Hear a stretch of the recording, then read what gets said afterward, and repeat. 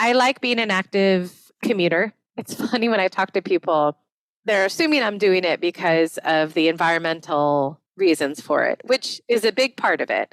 But in reality, it's just more fun. I get to breathe fresh air. I get to wave at people. I get to just be more conscious of my surroundings and present. And so for me, it's just more fun.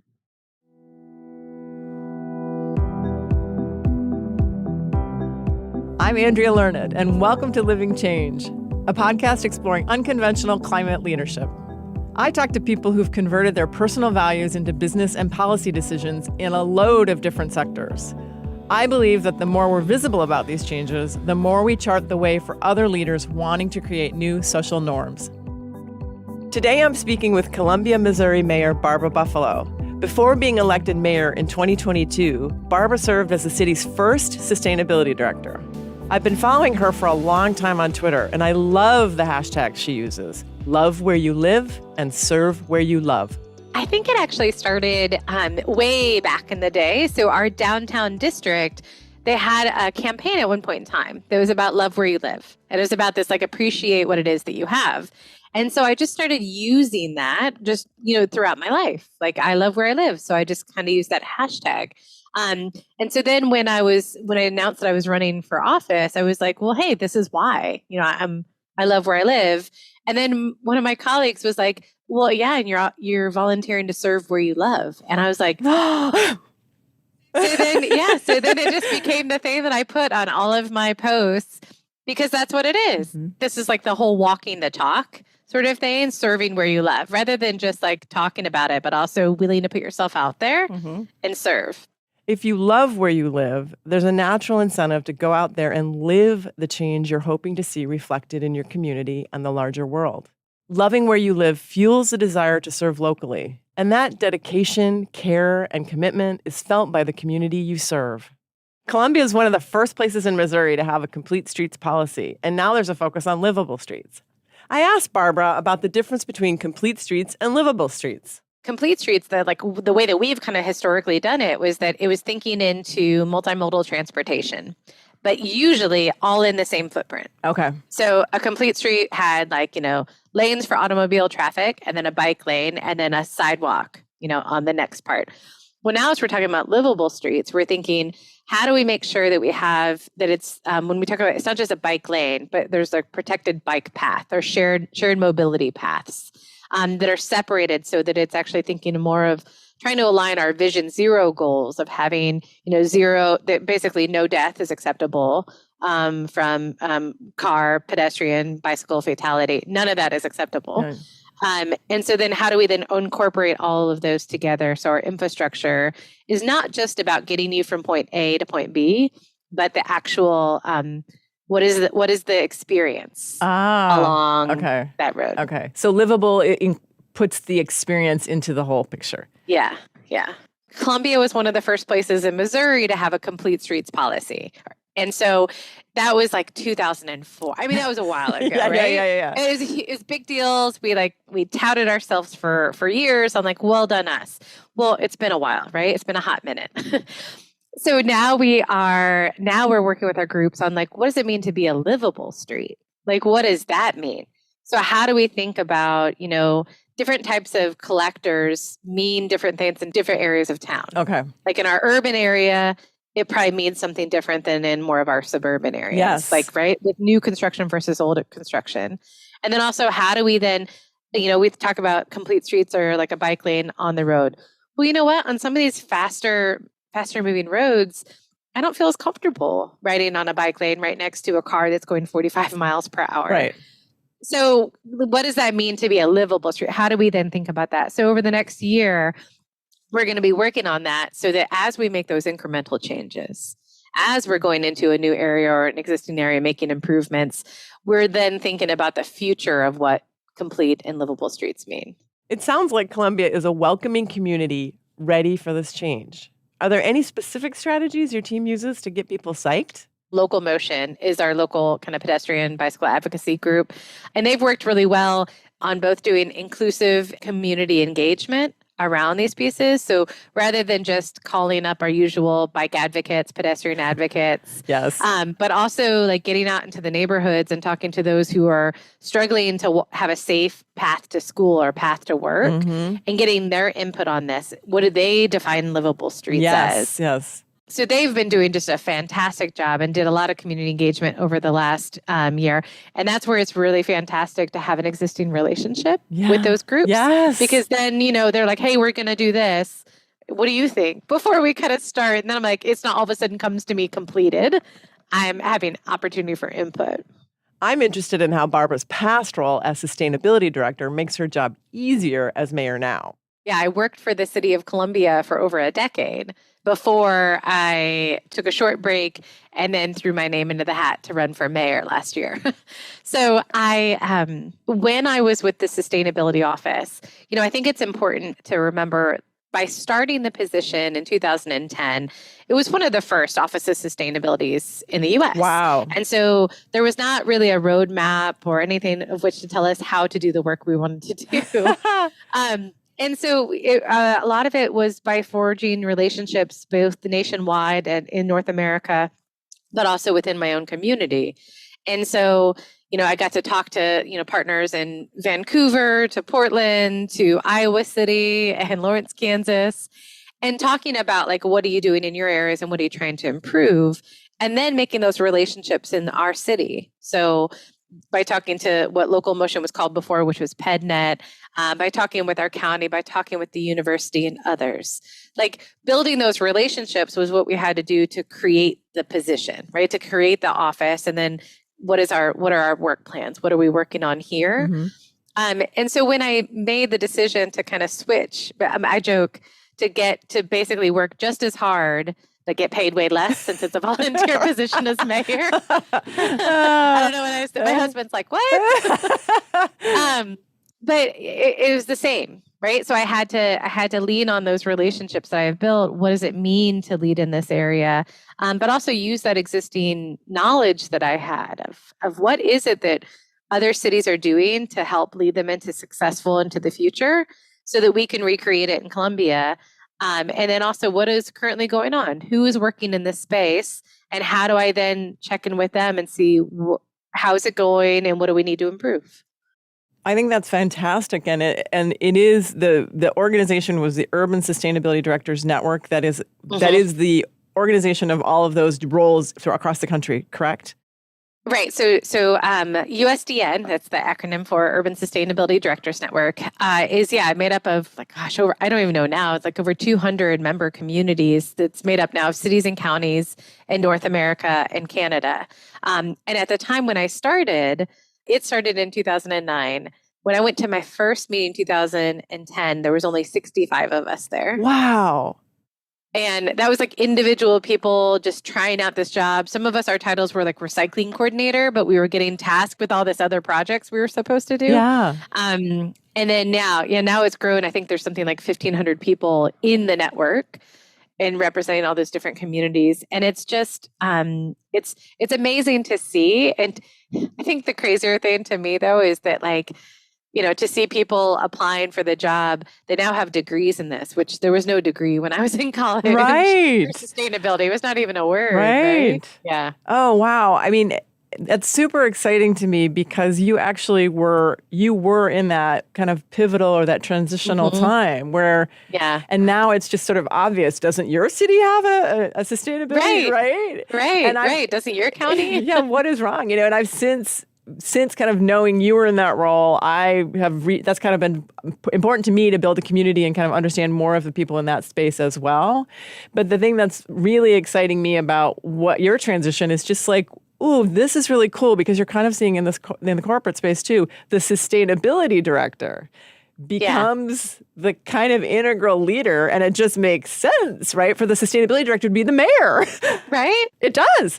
Well, because, if you think about it, for sustainability, it's not like you're just like a street engineer or you're just a police officer. You had to know everything about the streets department and the police department and the utilities department. Like you had to know all these different things in order to propose changes and improvements. And so to move from that to mayor, yeah, it was it was actually pretty easy. Yeah. That's so cool. Did I read that you're also involved in the National League of Cities? Yeah, so we are a member of the National League of Cities. I will say, the difference I see though in those different types of network coalitions is about how relationships are formed. Okay. And how they invest in relationships and how they also help, support innovative ideas. So with USDN, a big part of it was about the relationships. So they really focus on how do we get peers together, peer networking together, because that's where those are those safe spaces where you can share, I'm really trying to work on this, but I'm struggling. Does anybody have any advice or opportunities that they wish they had done or things that they wish they had not done, safe space. Yeah. A lot of times in the larger associations, there's not as much, you have to develop those relationships before you can share, frankly. Okay. And sometimes they're just, it's only when they have an in-person meeting do you ever actually get to do that. But otherwise, it just seems like a lot of things are thrown at you. Yeah. But it's not really encouraging two-way conversation. It would seem to me that the people that are in National League of Cities or some of those larger associations who came up from a sustainability directors network, which to me kind of sounds like a grad school cohort, right? Like you're in, right? Yeah. Which really appeals to me because I remember, and I did grad school kind of later in my life and was with, much younger people. And I was like, this is fantastic, right? To just have this be like, I don't know what I'm doing. Ugh, can anyone help me? Yes. And then the exchange of ideas is more on an even level rather than saying, our city has long since had an e-bike share, being sort of, I'm so cool. So is there anything else you can say about that? Because I think that's really powerful. And from a leadership perspective, building those networks and kind of understanding and really appreciating these grad school type cohort organizations for what they are. Yeah. Well, I will say, I can't like plus one that enough. Okay. I think any opportunity that these organizations have or these associations have where they could create smaller pods for people to have frank conversations is always useful. So you are apparently now on the board of directors for the Urban Sustainability Directors Network? I am. So tell me, what are the bigger picture strategies or shifts that you're maybe forwarding with that group these days? So one of the big ones is for, history of the group, I mentioned it was a lot about peer networks, right? It was about that peer learning, that peer exchange, all of that. And that is still mission critical. That's still so important to make the change.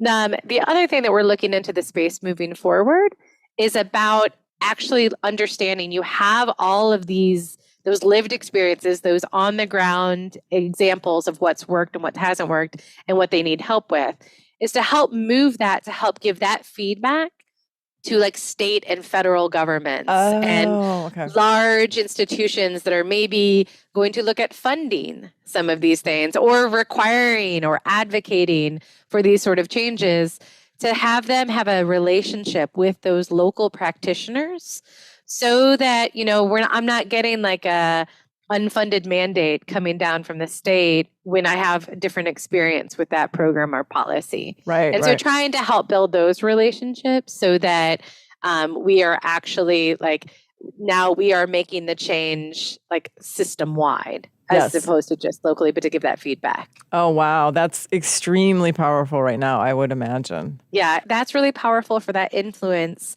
But then also to think about it on our other regional partners that we can gather together with. So, it's really important for me. When I was the sustainability practitioner here in Columbia, I was part of the Heartland Regional Network, which is about, 7 states in the Midwest, where we would talk. We would have monthly conference calls and talk with one another. The projects that we worked on together were so influential for even me locally. Wow. So, for instance, we partnered with some of those other university towns in the Midwest about items like what do local climate data tell us that we're going to be experiencing in the future.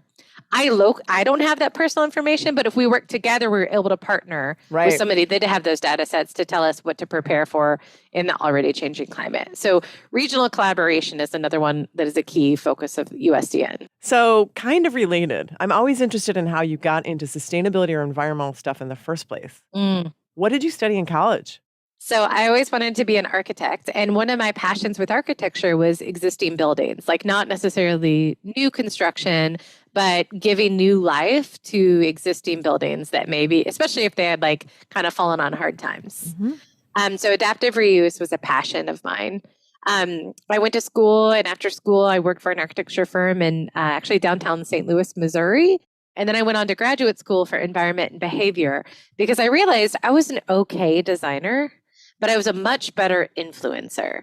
And this is before influencer was like a terminology. I love it, but that you came to it yourself and owned it. Yeah. Like I was like, hold on, I'm okay at designing, but I'm better at actually encouraging like my firm to do like, this is when LEED accreditation first came out and LEED certified buildings first came out. Yep. So in 2004, I got my LEED accreditation professional certification. And I started to realize, hold on, I can influence other people to do better. So that's when I went back to graduate school, studying the social sciences and looking into what makes people choose environmental behaviors. Yes. And then I volunteered on a commission with the city. Volunteering again. Exactly. I volunteered on a commission with the city, and that's where I learned the impacts of local government. Okay. And I realized, me just encouraging one-off homeowners to do sustainable practices in their buildings is great. Me riding my bike or saving my own energy, that's great. Yeah. But if I could influence, you know what I mean? Like policy or the creation of programs, that's even greater. Yes. And so they were creating the sustainability office with stimulus funds. Okay. And I thought, I want to apply to be on that. Great. So I want to apply for that position. And so that's kind of how I transitioned into actually working for local government because of the just amazing power of good that it has. Barbara's the first person I've talked with who specifically brings up the term influencer. And a lot of people, including me, struggle with the term and perhaps wrongly shy away from it. I do it not to monetize myself. I think that's where I think influencer has become money. It has like a stigma against it. Yeah, it has a stigma against it about it being like to monetize things.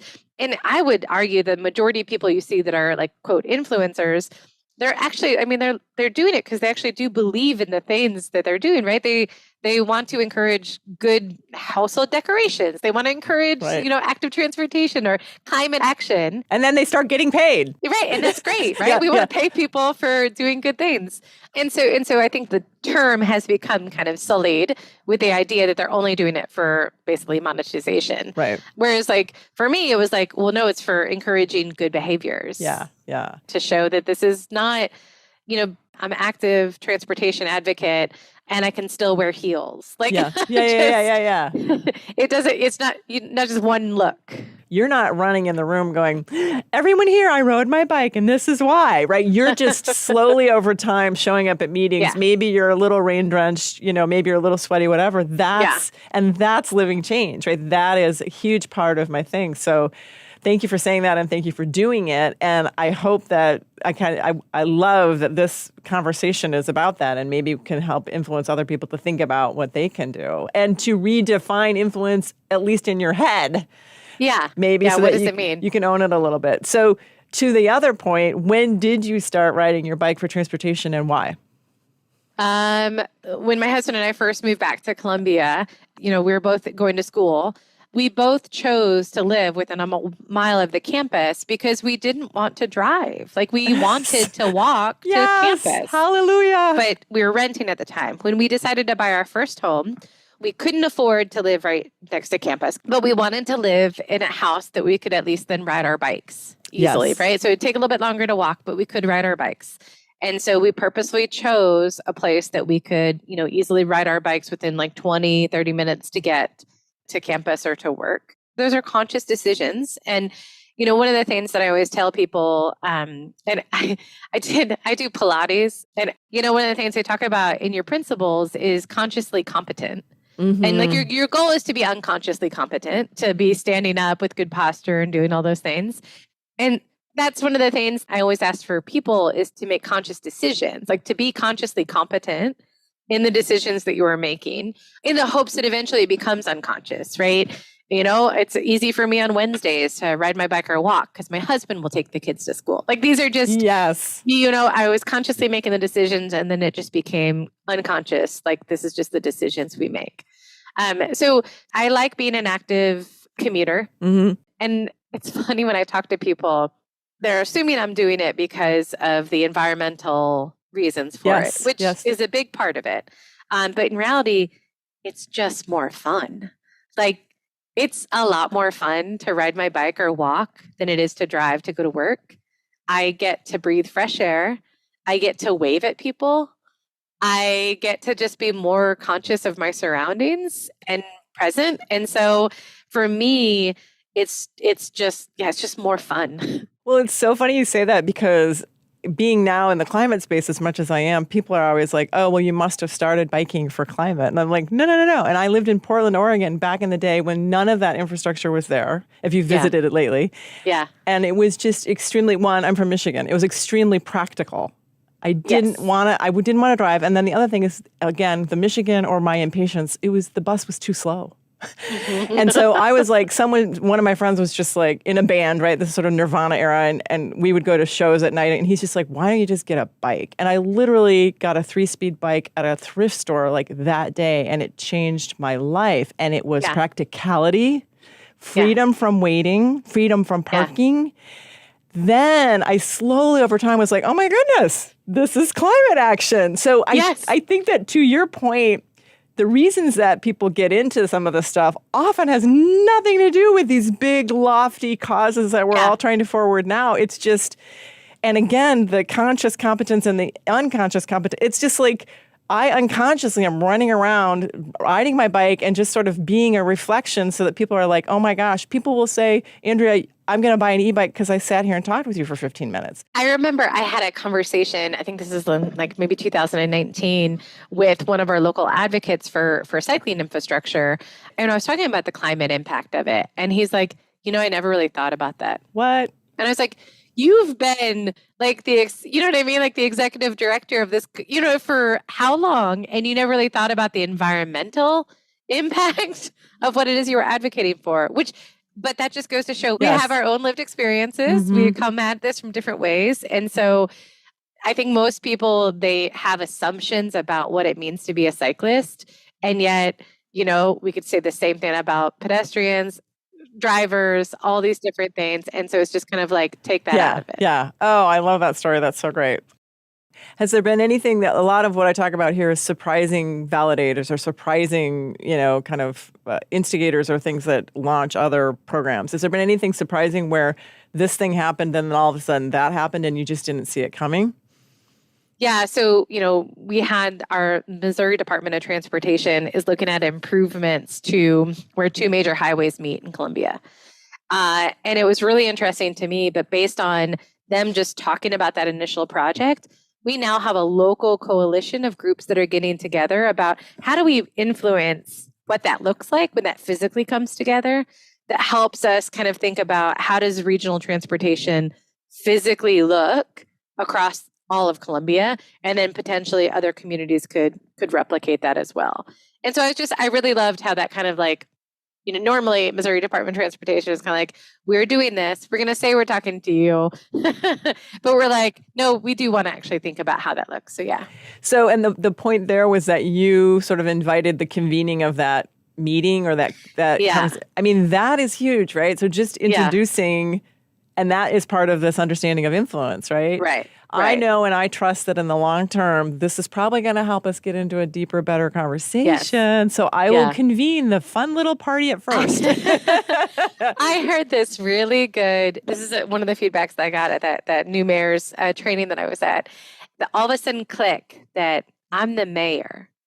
And when I ask people to come together, they do. Oh, and I'm like, whoa. That is so cool. And I was like, oh, that's a great feeling. So now I don't want to abuse that, right? I don't want to just call everyone together all the time. But like the idea that they will come, I was like, oh, thank you for reminding me that.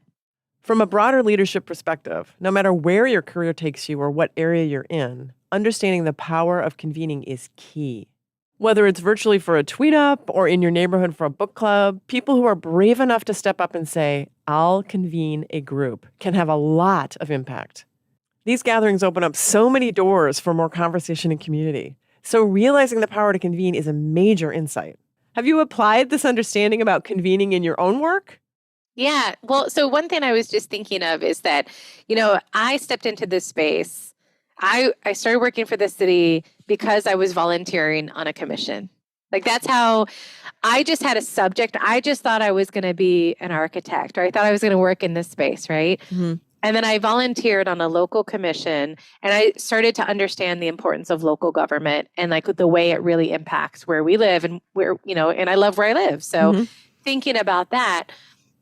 So one of the things that I'm working on is with the United We project. It is basically this idea of sort of building the bench to get more and more women and minoritized communities involved in boards and commissions. Oh my gosh. To help influence the decisions that are made locally. And, eventually if those people decide to run for office, even better, right? Yes. Like let's really get more involvement from our other community members in our local government. And so by partnering with the United We project, one of the things that we're doing in Columbia is kind of hosting events where we can help women, help minoritized communities know how to apply or be involved in local government and like where are the applications available. What does it mean to serve on a board or commission? Basically, just kind of help almost like demystify the process of being engaged and having your voice heard. So we're looking forward to basically just increase the representation. I think this has been an amazing conversation. It's been so wonderful to talk to you, and I'm so glad that I came across you whenever I did. Yeah, Twitter, right? It's been years. It's been a really long time. Anyway, I find joy in the biking, and I find joy in the podcasting, and I find joy in talking to you. So thank you so much. This has been so fun. Thanks, Barbara. Thank you, Andrea. I can't thank Mayor Buffalo enough for the joyful conversation, which I hope will continue on Twitter and in person soon. It's unique when leaders actually recognize their strengths and harness that power in their leadership. I love calling it out, and I really emphasize it with my clients. And frankly, I get frustrated by the lack of it because we're all limiting our climate influence by not owning it. The last thing I want to emphasize is Barbara's goal of being consciously competent in the hopes she becomes unconsciously competent. I love that way of framing intentional decisions in the moment as muscle memory for future lifestyle shifts. I'm going to steal it. Identifying, building, and leveraging your leadership is something few may feel prepared to do. But climate influence can't wait. If your organization is ready to make the shift, reach out to me. I'd love to help. Find me at www.learnedon.com. I'm also easy to find on Twitter, until it is no more, and LinkedIn. Living Change is produced by Large Media. That's LARJ Media. Thank you to everyone sending positive feedback and giving us ratings and reviews. They've been amazing. You have no idea how much that helps get this podcast on the radar of leaders who want to practice living change. So your ratings and reviews actually have their own climate influence. Until next time, pedal safely.